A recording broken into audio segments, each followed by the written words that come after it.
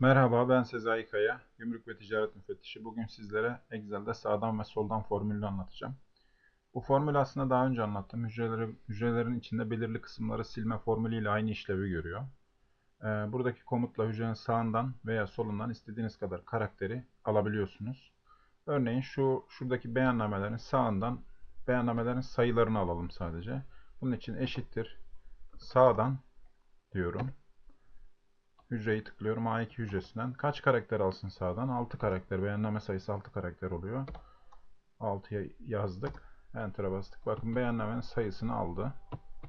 Çift tıklıyoruz ve beyannamelerin IM'den sonraki kısımlarını almış olduk. Bu kez soldan formülü de tam tersine sol taraftan istediğimiz kadar karakter almamızı sağlayan bir formül. Eşittir soldan diyoruz. Basıyoruz. 10 karakter alsın. IM dahil almış olduk.